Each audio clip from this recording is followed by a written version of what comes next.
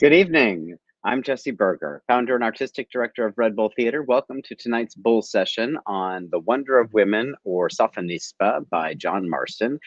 We had a wonderful reading of it online just a few days ago, and I want to welcome right away our director, Nathan Winkelstein, our scholar, Tanya Pollard, and one of the key actors who was playing Syphax in the reading, Derek Smith. Everybody can just sign on. It's great to have all of you tuning in from places hither and yon. Welcome, Derek. Welcome, Tanya. Hello, Nathan. And hello to everyone who's listening to us on YouTube or Facebook. We are live right now as I'm talking, and you can put in questions or comments into the chat. Maybe just lean towards the questions, and we'll keep an eye on them, and I'll ask our guests about them.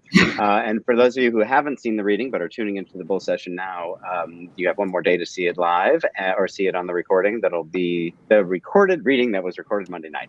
Blah, blah, blah. Good evening. It's the Bull session on The Wonder of Women. This is going to be so exciting to talk to you all about this. John Marston is such a fascinating writer, and his plays don't really get done that often, but we have done a number of readings of the plays, of several of his plays. I think we've done 2 readings of The Malcontent, one of which Derek directed. And Tanya, you wrote a really interesting program note, and you were talking so eloquently about the play. And I wonder if you could talk a little bit more just about Marston's oeuvre and, of course, situation in this play in particular. I think the thing that's maybe a good place to just dive in is maybe about the Children's Company and how that might have impacted his writing. Sure. Thank you so much for having me here. And I will say one of the great pleasures of spending time in rehearsals and in conversation with Nathan and the actors is just being able to get a sense of how well Marston plays as a piece of theater. I'm in the position typically of reading, studying, talking with people, and hearing these words out loud. It's just fantastic how theatrical it is. And absolutely, Jesse, you're right. These plays were all written for children players, not adults. And when you look at the kinds of scenes of melodrama, of sex, of violence, and especially the repeated scenes of sexual frustration. I mean, this play features scene after scene in which a consummation is, for better and for worse, suddenly snatched out from the jaws of possibility at the last minute. And to picture these scenes being staged by teenage boys or even younger, maybe 11-year-old, 12, I think it has to give us a sense of the absurdity and the strangeness and this sort of dark, bizarre, surreal world that we're entering. The play takes us to Northern Africa. The play takes us to a world that's multiracial, to a world in which a woman might be the greatest heroic figure on the scene in the country. And the play also takes us to that world through this sort of strange theatrical mode in which children, possibly with squeaky voices, are doing all of the talking. And I think it's also useful to point out Marston has written comedies by this point. He's also written tragic comedies like The Malcontent, in which things go wrong but turn around. He's also written poetry. And one piece that comes to mind that, of course, I mentioned the program notes is he wrote a very pornographic poem about Pygmalion, in which the narrator really sort of is consumed by envy for the fact that Pygmalion is able to have everything he wants from his statue. The statue doesn't put up any objections. The statue becomes live flesh and allows him to have his will. And I've been thinking about the fact that this play is exactly the opposite. I've been thinking of the fact that this play, Sophonisba's virginity is like, you know, the football that Lucy holds out for Charlie Brown and Peanuts? Every time he goes to kick it, it's snatched out from in hand. We have the lovers on their wedding night, being pulled away from the scene of consummation. We have poor Syphax, who's here with us not once but twice, actually 3 times, having her within his arms, once to be whisked away and replaced by a male servant, once to be whisked away invisibly and replaced by a witch, and then another time to be whisked away and replaced by a corpse, just when he thinks he's really gotten her. And I think it's fascinating that Marston is really directly veering away from some of the scenes of consummation and gratification that he's written about. I think this has to do a lot with the play's timing, and not just the fact that it's a tragedy, but that it's written in 1606, and we're in the depths of plague, and we've been in the depths of plague for a few years. And for those of us who maybe share the experience of having been in the depths of plague for a few years, it's a time when not getting what you want might start to feel like a chronic condition. And I think that's a useful backdrop for us to keep in mind as we look at what Marston is doing that's distinctive and that's different in this piece. That's very much so. There's so much in there. So before we dig into too further, I want to toss the ball to Nathan, and just if you could pick up on anything that Tanya just mentioned there, Nathan, but also if you could talk a little bit about just your perspective as a director. And when I asked you to direct the play, I'll be honest, I hadn't read it in 15 years. I had read it, and I remember putting on the list thinking, we must do a reading of this someday. It's so strange. And I stole a couple lines for it for my version of Revenger's Tragedy back in 2005. And other than that, it's sort of been in the background. And I said, this is the year to try this one out. And you really picked it up and ran with it. And I'd love it if you could talk a little bit about what your process was and what your journey of discovery was with it, getting the play cold like that, and then getting to the wonderful reading you directed for us on Monday night. Absolutely. Thanks. So you handed me this play and I was like, cool, let's do another play that hasn't been produced in the modern era and figure out why. And as I was reading it, the first thing I always do whenever I'm reading a play is I try to find two things. I try to find why. Like, why does this play exist? Why do we care? Why is it interesting? And then sort of the world it lives in.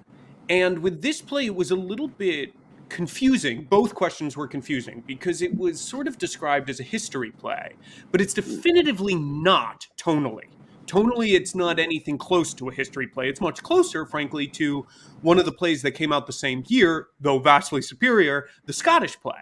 Which is inspired by historical events, but no one would ever call the Scottish play a history play. We would call it a tragedy. Then second of all was the problem that I wasn't at all sure that this was a tragedy. It was, people die at the end, but it was also funny throughout, and it really did live in this thing that I think, Jesse, you can speak to because you founded a company kind of around it, this sort of wonderful world of Jacobean melodrama, right? Of both, and I'm sure I've got some scholars out there who may question whether that's the exact term, but the world of the way I have described it to the actors was sort of grindhouse cinema, where there's lots of violence, there's lots of sex, there's lots of sort of nods towards it being a dramatic moment, but nobody's expecting an Oscar to come out for this movie. It's not the point. The point is entertainment. Is visceral, fantastic entertainment. And he really leaned into, with the witch and the sacrifices and everything, the fantasy aspect of this story as opposed to the historical one. And that I ended up being my key into that, was looking at what is the fantasy version of this play, because that seemed like the fun one. That was where I started. That's fun. And then just the nuts and bolts question of, I know you did a lot of cutting, and of course you had several actors playing multiple roles, which worked great. What was left on the cutting room floor or was much? Yeah, there was, but it was more... It's funny because it's been a year now, so my first cut is always nope to 20% of the play, and then I can't even remember it anymore because I've thought so much about the piece that's left. But I don't actually think that I cut a massive amount of I don't like this scene, or this scene is not useful type cutting. It's actually a pretty streamlined play in that regard. The bigger question from a script adaptation standpoint was that this play had a lot of, first of all, superfluous characters that needed to go away. And second of all, it had a lot of moments that were glorious in and of themselves, but didn't progress the plot. There wasn't a logical progression. So, excuse me. For example, Sophonisba does this sacrifice. She does this gambit with Syphax, where she says, I need an hour to get over my dead husband. Please leave me, as a way to stall him. And she prays to the gods, but doesn't ask for anything. She just sort of she makes a sacrifice. She prays to the gods, and then she goes, "Cool, I'm going to kill myself." Well, actually, no. Maybe I'll be clever instead. And that's what she does. And meanwhile, right before that, a messenger had shown up in the bedchamber of Syphax, handing a letter to Sophonisba, basically telling her that everything that Syphax has just told her is wrong. And the idea that any messenger would be allowed to get anywhere near her with that kind of information was absurd. So then it became, let's move stuff around. Let's take some of the god stuff from here and put it in here. So she actually learns in the course of talking to the gods, okay, my husband's alive. Now how do I move forward? So it ended up becoming more about readjusting the jigsaw puzzle pieces than it was necessarily about removing jigsaw puzzle pieces. Cool. And Derek, I wonder, you have so much experience with these plays, and I would love to hear anything you want to say about your experience doing this one. But one thing I wonder if you could speak to is what Nathan was talking about, is that uneasy side by side, I can't think of a good word, alliance in these plays that we often find of laughter and horror, or tragedy and comedy. And I wonder if you could take that on, as an actor and director, and just respond to that. Well, I'm always surprised. It always surprises me that people find it that funny. And I've done so many of these that I realize only when the audience comes in that it really is, it goes to such a ridiculous, huge places that the laughter, I mean, I've experienced so many of these plays with you, Jesse, that the laughter always really surprises me. And in this one, I have to say, what constantly amazes me about these plays is how quickly the characters, when they don't get what they want, turn to magic and the devil. They throw their religion. Usually they're religious characters like Giovanni and Tis Pity, for instance. He can't get what he wants, so he immediately throws God out and goes to a darker place. And I didn't know this play at all, and yet it was another character who doesn't get what he wants and immediately says, there is no God, now I worship the devil, and bring it on because I want what I want. And I was thinking about some of the White Devil, the Witch of Edmonton, this one, Tis Pity,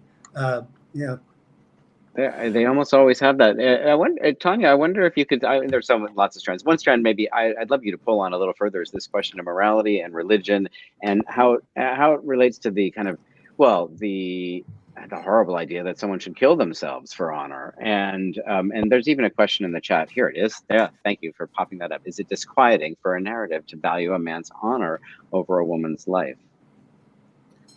Of course. Yeah. And I mean, I think when we look at the representation of suicide in this play, we have to put it in the context of Rome and the idea of a Roman honor. And of course, in Hamlet, we have the moment when Horatio says, I'll be a Roman yet. I'll be a Roman rather than a Dane. So we have to imagine that they're imagining themselves not so much in Jacobean London, but in an ancient Roman world in which suicide in the situation of despair is seen as a great moral virtue. But obviously this is problematic because they're living in a deeply Christian London where that is not the way it's seen. And of course, in Hamlet, we also see the debate at the graveyard over whether Ophelia can or can't be buried in holy ground, and whether someone who didn't have a position in a royal palace would be given that same honor. So yes, it's deeply misogynist. I mean, the play is misogynist in many ways, even though she is so repeatedly lauded for her virtue. But also, I agree that this reversion to magic, the reversion to witchcraft, I think it's a deeply escapist direction. And I think this is a moment that is fascinated by escape. And I think that's part of the attraction also of setting a play in the ancient world, setting a play in Africa, setting a play with an upside down gendered world and an upside down racial cast of characters, is the sense of being able to get away from what we know and from what we're living in. Having an alternative that might be better, might be worse, but will at least be different, will at least take us out of our current daily routine. And I just wanted to throw in that I think Erictho is a fabulous character. I loved watching Saren play her, and it struck me when I was thinking of all the moments of footballs being pulled and all of the moments of frustration suffered by Sophonisba, by Massinissa, by Vongate, by everyone, by Syphax. Erictho is the one character in this play who does not go unsatisfied. She gets exactly what she wants and she exults in it. And I think that's fascinating, that it's maybe only in the realm of magic, only in the realm of witchcraft, that it's possible to achieve satisfaction in the world we're looking at. Can I jump in about just go back to Marianne's question, Sure. just because I do think that there's something sort of at the core of that that's really important in these plays. And so I don't think the choice she makes is disquieting in the way that it is because I don't agree with the assumption that it is a man's honor over a woman's life. I believe that in the play, she is sacrificing herself for her honor and his honor. And has made the decision that honor makes one. It's sort of the inverse of the Julius Caesar quote, right? Is like, instead of a coward dies 1,000 times, a brave man dies but once. I'm butchering that, I realize. In this, it's sort of a dishonorable life will lead to eternal torment. An honorable life, you die and then you are worshipped and glorified. And in fact, this character believes that fully. And has reason to. She has spoken to the gods. She knows the gods exist. She and Massinissa and Geloso, the honorable senator, all make choices throughout this play to destroy in the name of honor. So Geloso, an old senator of Carthage, betrays the empire of Carthage to the point that Carthage is invaded badly by Scipio, taken over by Scipio, for the sake of honor, the sake of one or two people's honor, and for the sake of not betraying honor. And all of the play is about that conceit. Now, we can question the conceit. We can question whether or not honor is truly worth it, but Isabel makes the exact same decision in verse in Measure for Measure, right? Isabel decides, I will not dishonor myself, and I will not dishonor the rule of law and the rule of God's law simply to save a brother. I choose honor over the life of my brother. So I question whether or not the gender is a problem.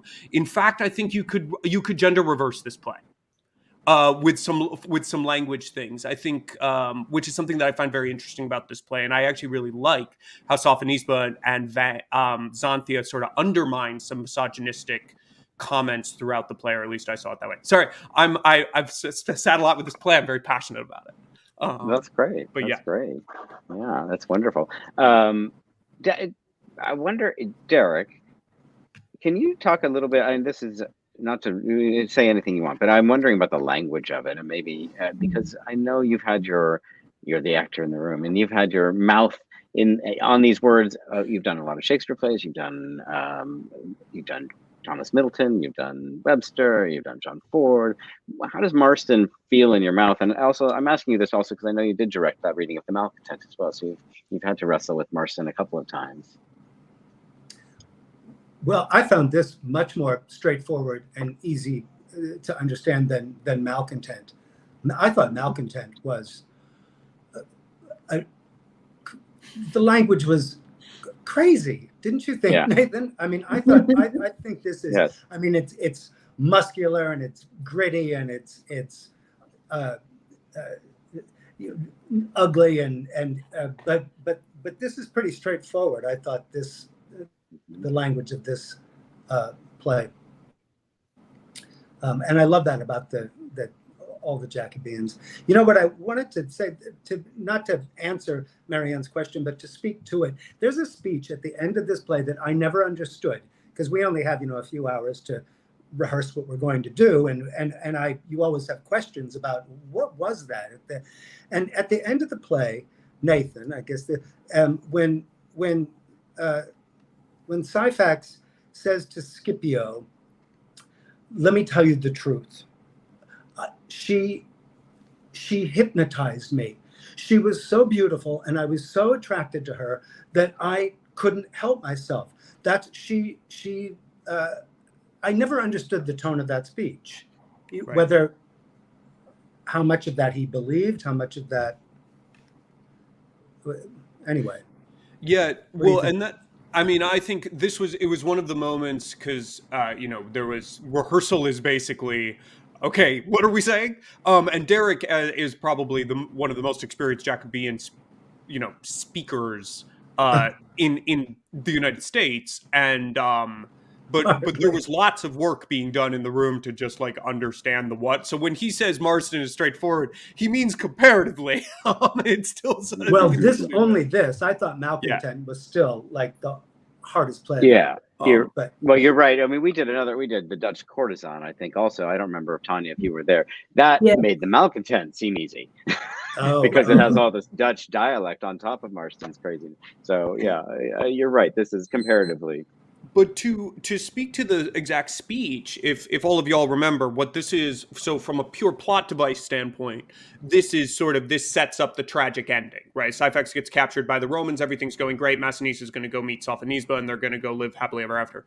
And then Syphax has this great speech where he says that the reason he betrayed Rome was because Sophonisba hypnotized him. So his love for Sophonisba, and then Sophonisba is so Carthaginian and so anti-Roman that then he betrayed Carthage for Rome. Derek and I had like a 13-second conversation that needed to be 4 hours of rehearsal about where that balance is of... There's absolutely some manipulation going on Syphax's part. He uses a lot of active verbs towards what Sophonisba did, which she didn't. She was made to do. But at the same time, how much of this is a man who believes that he was hypnotized, did lose his mind over this beautiful woman? And I agree that we weren't able to settle it because I was very much, from a plot device standpoint, I was like, he's manipulating Scipio. But for you as an actor, I think there was like, where is the yes, but the lie is the truth, right? Like the best lie comes from truth.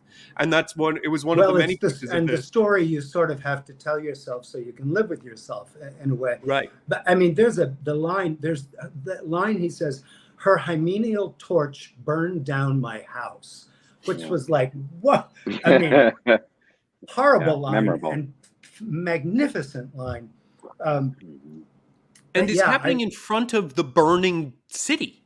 Yeah. His city is burning as he says, "Her hymeneal torch burnt down my." That's It's insane. It's a wild line.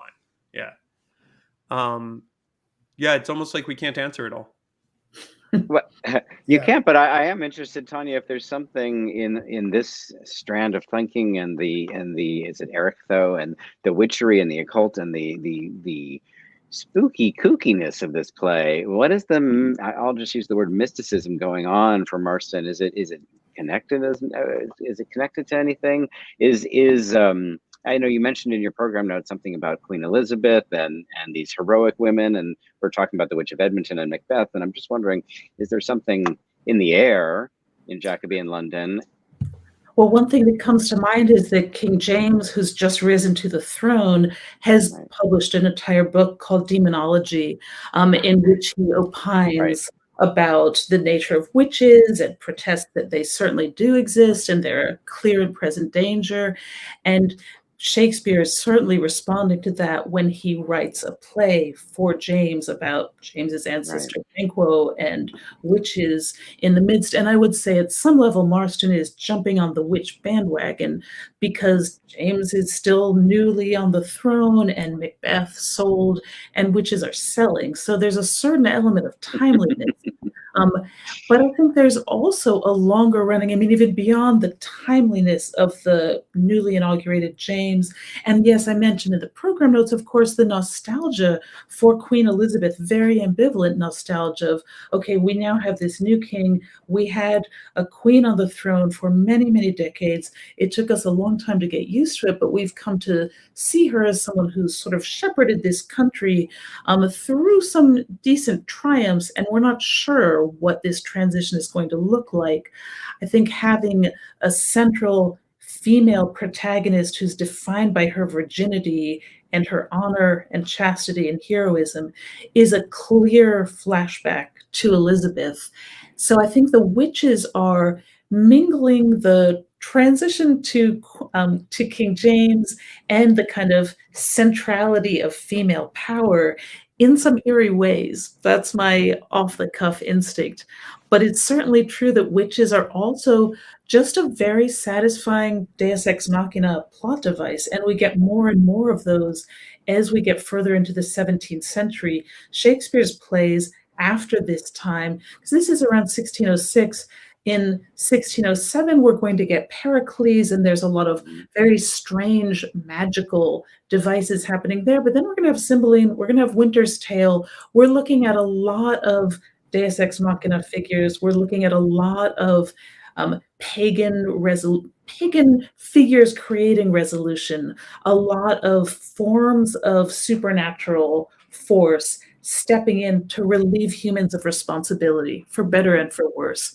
And I think that also, that has something to do with responsiveness to other theatrical trends. It has something to do with James, but I do think it has to do with plague and escapism as well. I think there's a real sense of wanting this problem solving to be off one's own shoulders and in someone else's hands. I'm also going to jump in. Sorry here. I have been prompted to prompt, and I will, to exhort you to ask us questions. I can see how many of you there are. And you I can? can't. How many? Thousands I'm not going of to people say. are watching. Thousands But of I people have to watching. imagine. I have Too to shy to imagine. talk. If you chose to spend an hour with us, you must have questions about this play. So please do type away for us to respond to them. So that's my PT. What is it? Public service. PSA. There we go. PSA, That was the yeah. abbreviation. But yes, and to speak to Tanya's point, I mean, The Witch is awesome.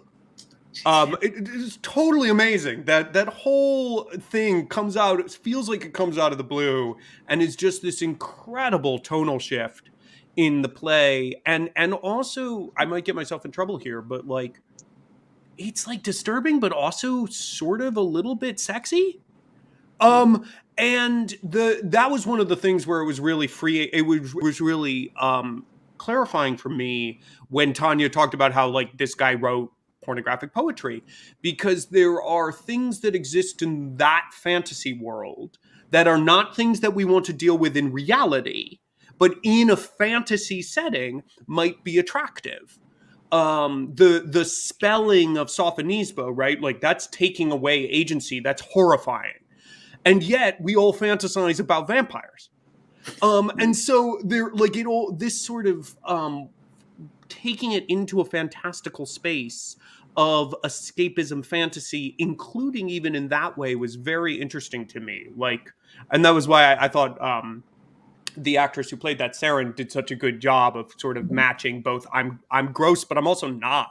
I'm also a super powerful woman, and now I'm young and sexy and all of that. Like, it's a very interesting aspect of what he does, and sort of sits in that wonderful questionable spot, which I think is one of those places we want to explore in theater. That like, why do I feel the way I feel about these things is good. It gets us a little uncomfortable in a way that I find very exciting.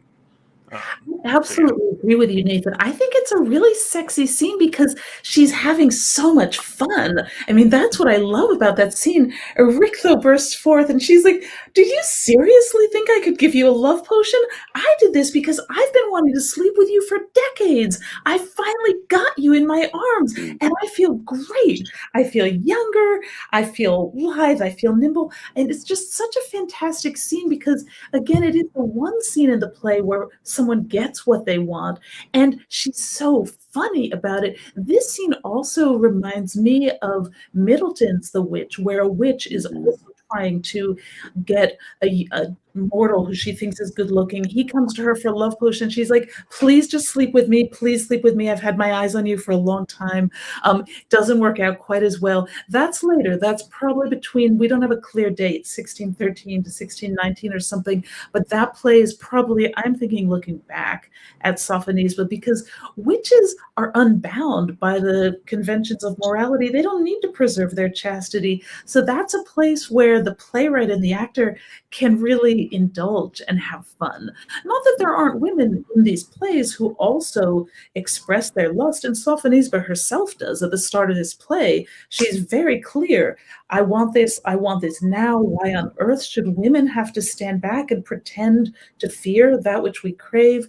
But at the same time, she doesn't get to have that. Whereas Erictho is filled with unfettered zeal, and there's something very fabulous about being able to revel in that as an audience member as well, I think. Can I say this was something that I had really wanted to do, but there was no way to do it on screen, and it didn't make sense to take the moment. But to me, an audience, I'm sure you all saw it too. Maybe I'm the only one who sees it this way. To me, I was like, yo, Erictho and Syphax are a match.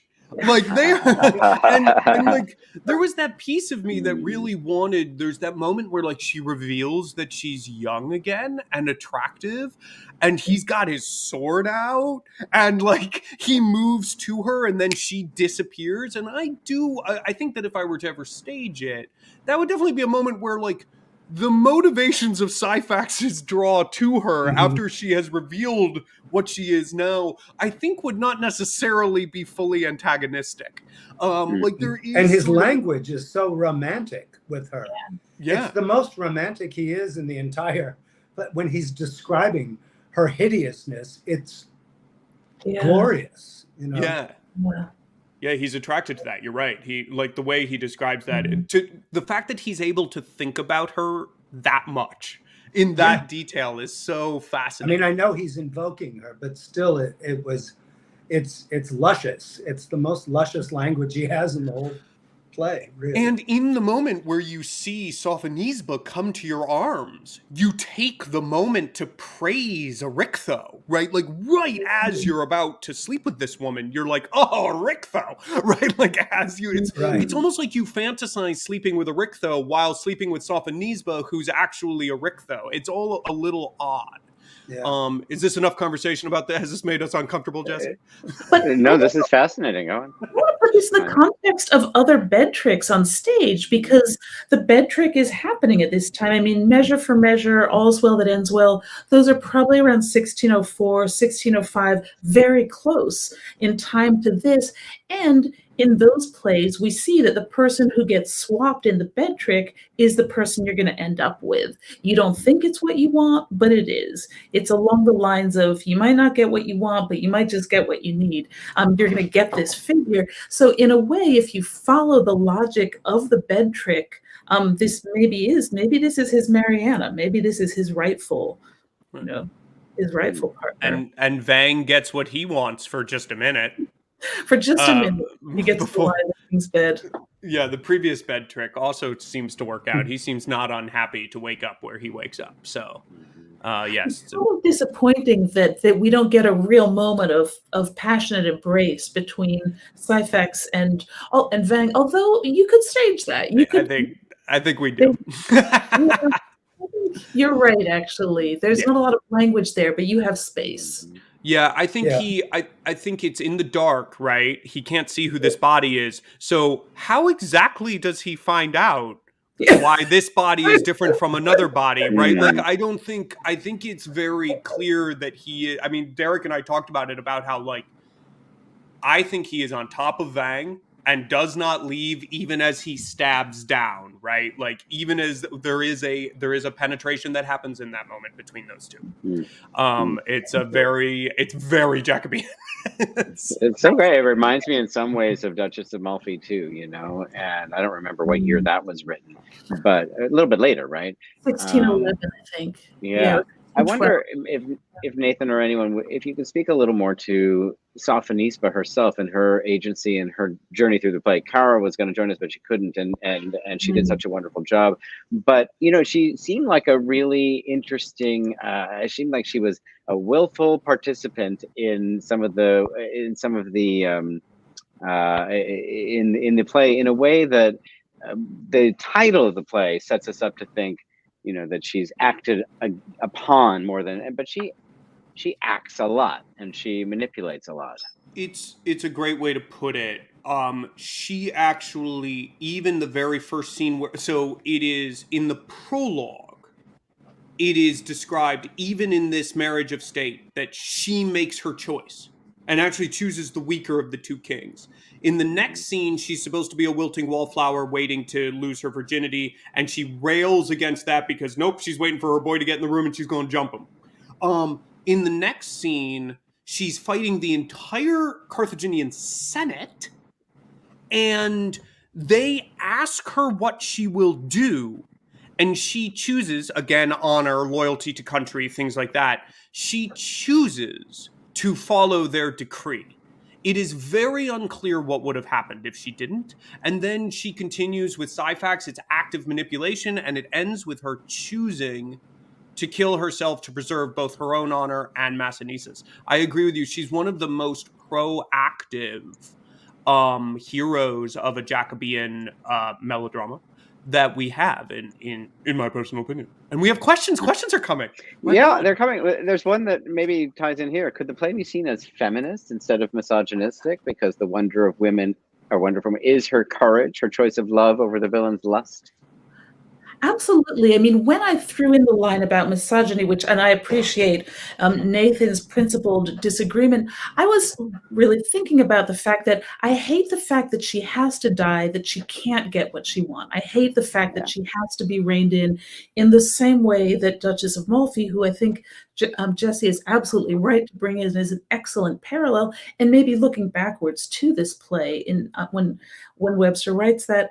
I think that although I want her to have the freedom to get what she wants, I do think the play really upholds her. The play makes it clear that she is the moral center of the action in Carthage. She has very high principles. She has physical passions, but she's willing to hold back in order to fight for the best for her country. And I think she's really upheld in the ways Nathan describes as being filled with agency. She doesn't step back to anyone. I think she's a very impressive figure. And I would say, on that note, we were, Jesse, you and I were talking about this outside, about kind of the difference between a Sophonisba character versus the main woman in a play like The Traitor, in that she's also not boring. She's also not just like, I'm good, everything I do is good. Like, she does this thing where it's like, I want to sleep with my husband, and I'm not going to just sit and quietly wait. I'm going to go do it. And then other moments that I find fascinating, like when she has Syphax kill Xanthia. Like, the backbone of the woman to be like, did this girl betray me? Cool, kill her. Like, it's bonkers. And she does the same thing to Vang. Right? She's like, here, take this drug. I'm going to spell you. I absolutely know that the minute Syphax finds you in his... Like, she's signing that man's death warrant when she makes that decision, right? Like, she's making these choices. It's incredibly proactive.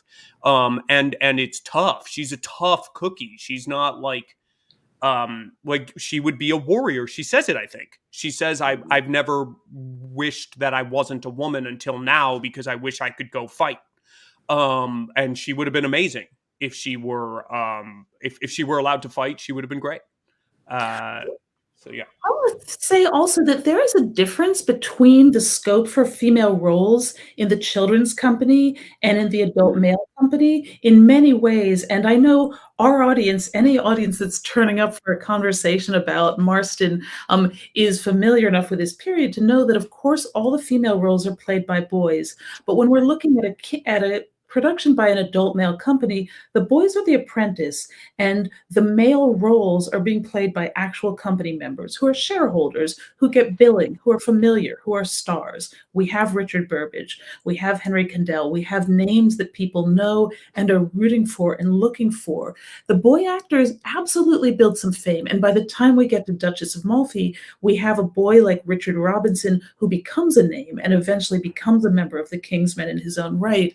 But in general, especially in the earlier plays, the boys playing female roles in the adult companies don't get a lot of scope, and that's why there are always fewer female roles than male roles in these plays. In the children's company, it's all boys. And that means there's not such a gap. We don't have the different billing. We don't have the stars and the apprentices. And that means the children's company have a lot more scope to give female parts more space, more vigor. And I think when the King's Men does a play like Duchess of Malfi, they're actually learning from the boys' companies. And we know that the King's Men is looking over their shoulder at Marston, because after Malcontent is staged by the children, the King's Men co-opted and staged it on their own with the little prologue that you all did at your reading, where they talk about the familiar actors and they say, hey, bring out Burbage, bring out Condell, bring out the people we want. So I don't want to block further questions. No. Can I ask one little question just to make sure that I think I know the answer to this? But when Hamlet talks about those child actors, he's talking about these companies. Exactly. When he talks about I can't remember. He says I can't remember. It's the competition that he's complaining about. He says don't act like those kids. Boys are fun. Boys are trendy. And the kinds of theater that's happening in the children's company, it's a little more edgy. It's a little more avant-garde. These are indoor theaters. They're a little more expensive. They cater to an educated crowd often. They can take more risks than you take in the big outdoor amphitheaters. And by this point, the adult companies, including the King's Men, are really learning from the boys' companies, and they're adopting some of the boys' company stars are going to grow up and enter the adult companies and bring in some of their skills. But I think the influence that we see moving from a play like Sophonisba to a play like Duchess of Malfi has to do with that kind of relationship between companies, among other things. It's fascinating. Okay, now there's a really fun question from PJ Horton that's on your screen. Was there anything behind, Nathan, your decision to have Xanthia hold up a high heel shoe? And PJ says, I seem to recall such a shoe figuring in Dutch Courtesan, as well as a Spanish Renaissance play, Force of Habit. So while I know Force of Habit, I don't know Dutch Courtesan as well as I should. I've only read it once. But the high heel joke is, I mean, maybe Tanya, I don't know that it was the only explanation I had for what Xanthia was saying, right? Is like, she says, Xanthia, my shoe. And then Xanthia goes, it's a wonder you don't, trip and fall. And she goes, your reason? And she goes, you walk very high. And she says that. And the only explanation I had for that is she's making a joke about how high heeled her shoe is. And again, I sort of liked that, like, yes, Sophonisba was the kind of woman who's going to wear high heels when she wants to look good. That's all right, right? Like, she's like, I kind of liked that it fit that, and that it, of course, also has a classic double entendre of, like, she's a noble. She's speaking about these things in a very noble way. We're about to find out that Xanthia does not hold the same kind of honor and all that. So there's a little bit of foreshadowing in it as well. But that was just following the text. I had no other explanation for the joke other than that she had to be talking about heeled shoes. So there you go. Just waiting to see if Tanya has any particular expertise on shoe motifs in Jacobean. No? Okay. Geek Home Sweet Home has a question. Oh, this is very good. The wartime and very political backdrop of this story seems like it's an excuse for interpersonal moral dilemmas. Is that common in plays of this period? Derek. Yeah. Yes. Yeah. You're asking me? Well, you haven't. Well, I feel like this is one in the 1,000 plays you've done. You could probably speak to it, right? Yes, I said. I suppose it is. I don't know. I mean, Tanya. Yes. I mean, I'm just thinking aloud that this is 1606 is probably also the same year that Antony and Cleopatra is staged. The big war scenes in Julius Caesar, that's a little earlier, 1599. But that is a regular theme to the extent that the Night of the Burning Pestle, which you guys also did some years ago, that is 1607. That has a whole huge parody of a battle scene at the end. They're like, okay, come on, guys, time for the battle scene, time to march to Mile End, time to wave around a flag in the air. So yes, it's a trope. It's a convention that gets staged and it gets parodied. But it is also a space. It's a way to create action and violence, but it also brings up pressing moral dilemmas, I think. Yeah. Well, they're always acting allegorically, aren't they? Even, I mean, have even when you're B question. So to Gig Home Sweet Home, which is and Tanya, do you know? I know Witch of Edmonton was actually pulled from the tabloids of the day. Like they pulled that story from a true story that was in the papers. Is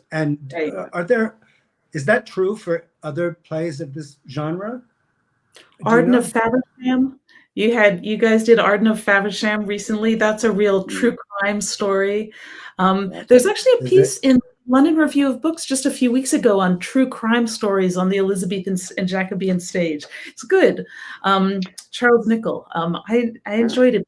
Yeah, there are the Witches of Yorkshire. Is that right? I'm sorry, I'm blanking now, but there are a handful of them, and it's a great subgenre. Tabloid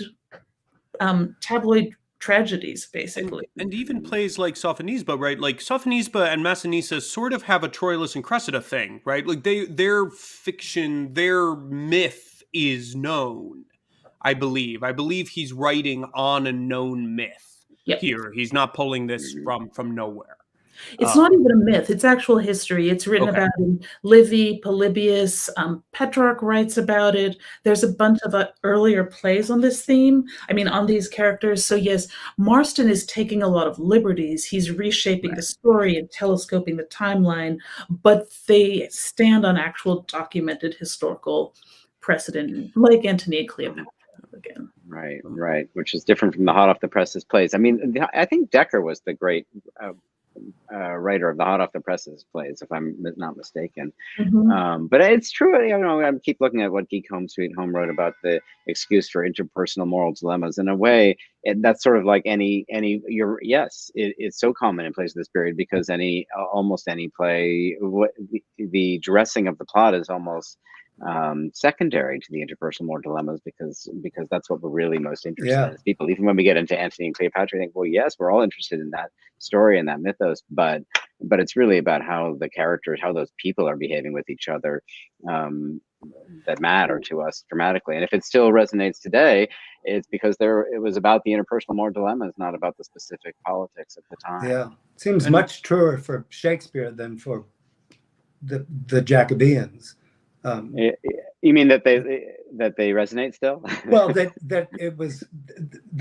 were famous political backdrops. Oh, with, right. Well, and even in the tragedies, that like it's built that like the world of Denmark is in disruption because the family of the king is in disruption. Same in the Scottish play, right? That this intermarriage is actually made manifest, like the stormy night when Macbeth kills the king.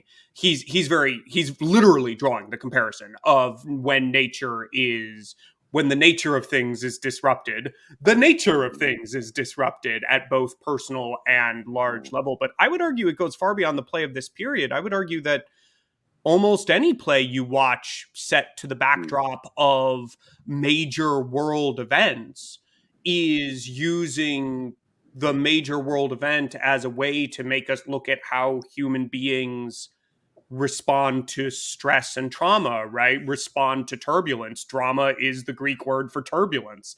So putting it in a world of turbulence creates human drama, and we're always interested in seeing what humans do when pushed to their boundaries. So I think it's a trait of many a good play across eras. And just to jump back 40 minutes to earlier in the conversation, we're running out of time soon, but I wanted to just address something else that you had been talking about earlier, Nathan, about the word tragedy. And here, I'm sure I'll provoke the ire of scholars, but I always think when we deal with these plays that the word tragedy and comedy are, I mean, happy ending, sad ending, or wedding, happy ending, sad ending. But the act of theater that these writers and actors were making is so much about entertainment. And that, I think one of you said that word earlier today when we were talking about it. I always remind myself that, well, in particular in Shakespeare's Globe, they were next door to the bear pit. You know, they were competing for entertainment with that kind of visceral activity. And so the idea of horror or laughter and out and out hijinks and slapstick plus dead on serious tragedy could all coexist in one play, and you see that across the board. Contemporary audiences have a harder time with it, even in great plays like The Winter's Tale. There's always that thing of, why are we in Bohemia? I thought I was watching this really interesting serious tragedy drama, and now I'm in hijinksville. And it's just that coexistence that we're not as maybe we just don't do as much of in our entertainment. Maybe I'm wrong about that, but I think Nathan, that we do it more in TV now. I think TV. Like if you look, why is Marvel successful? Marvel is successful because it has these epic worldwide fantasy stakes, but it's funny. And then it's dark, and then it's mildly sexy, and it kind of jumps between them, and they have found this balance. Like, it's there, but I don't think we're used to seeing it in theater. I think much. a perfect example on television is Succession, which is deeply Shakespearean, obviously, in a way, and it's but based so unpleasant. Sorry. In the sense that not only do we have the story of King Lear being acted by an actor who's multiply played Lear and written about playing Lear, but it's also a story defined by very dark, tragic events and very caustic, witty humor, right up there. Right.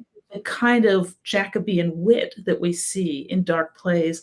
So I think we do. That's true. I mean, Betsy, I absolutely agree with you about entertainment. I think it's so important to remember these guys needed to sell tickets. That's the number one motivation. The people writing for the commercial theater are not people living off trust funds. These are not aristocrats. These are people who are making a living by getting people into their seats. So they need to hold attention, and battle gets attention, violence, sex holds attention, and if you can mix up the attention-getting power of laughter with the attention-getting power of fear and grief, so much the better. I think it's a very pragmatic system. I think there's much more interest in finding what works than in following rules. Yeah, and we're still doing that in the theater too. We need to sell tickets also. Jacob Bunin asked a question that I'd love you to answer in our remaining few minutes, Nathan. Jacob says, I was interested in your focus on escapism and fantasy in this play. Would you agree that it also includes a disturbing type of realism as characters endure malice and cruelty from other human beings? Yeah, so I actually think this is a perfect segue from the previous question. I think it's the same type of deal. I think, we talked about there's a podversation that we did a little while ago with Andre de Shields, where we sort of talked about how theater is the distillation of the human experience. It's not a naturalistic look at the human experience. It's distilled. And I think that often taking us out of normality, allowing us to weirdly take away the real world, allows us to focus the camera in on human reaction and human interaction inside that. I think otherwise we lose it, right? Otherwise it becomes cold. But the truth, for example, of the pain that Oberon and Titania have in their eternal relationship is what's essential about that scene, right? It's not that they affect the weather, it's the truth of their quite human emotional combat that they're in. It's the same in this play. As weirdly, I actually think by taking something into fantasy, it allows us to focus in on the most distilled aspect of humanity, which is how we endure the greatest heights of love and the greatest heights of malice and cruelty. And we can do it without having to pretend that we're an everyday schmo on the street, because we're not on the street. We're in these extreme situations, so we can feel it extremely. I always say we go to theater to see actors stick their hands inside their chest and tear open their ribcage and show us their heart. That is not something you will ever see anybody, hopefully, do on the streets. It is only something that we ask of people on stage, and it is why we go. And it requires that fantasy escapism bubble in order to not requires, but it enables that act of giving that actors give us, and the reason we go to theater. Yeah, that's well said. And it almost, the escapism fantasy enables the disturbing realism that we all have that. We all have those capacities as human beings. So. Yeah, I would say on the realism note, I've been thinking a lot about how this play sort of looks ahead to our recent years of Me Too conversations. It's a play all about sexual rapacity, and this is deeply cruel, and there's deep malice, and it is very realistic that happened, and it still happens, and yet it is deeply invested in escapism to the extent that these rapacious, I mean, imagine if Harvey Weinstein lunges at a starlet only to have her be replaced by a witch. It's a sort of fabulous wish. Yes. How do we get out of these, these sexual harassment circumstances? How about you discover a tunnel in the hotel room and you leave a male servant in the bed in your place? So there's a kind of beautiful melding of everyday crises with otherworldly possible solutions. Yeah, fascinating. I love that tunnel sequence. That's one of my favorite parts of the play. It's so great. Awfully hard to show on Zoom. Yes. Well, when we do it in the theater, or when you make the movie of it. Well, thank you so much, Tanya. I don't think I did the introductions at the beginning, but Tanya, professor at CUNY, specializing in early modern drama and Shakespeare, and Nathan Winkelstein, the director of our reading of Sophonisba and the associate artistic director of Red Bull Theater, and Derek Smith, wonderful actor who played Syphax in the reading, and as well as many roles at Red Bull and beyond. And we're so glad to have the three of you here for this discussion. And really, thank you so much for this great conversation. And Nathan, again, kudos on the direction and cutting up the reading. It was terrific. If you audience listening, if you haven't yet seen it, this may be your last chance ever to see or hear Sophonisba. I'm not promising it's your last chance, but it's pretty rare, and it's online for one more day only, and you can get to it through our website at redbulltheater.com. Thank you for tuning in, and I think unless anyone has any last questions or last comments that they want to throw in, we'll say good night. Thank you. Right. Okay. Take care, everyone. Good night.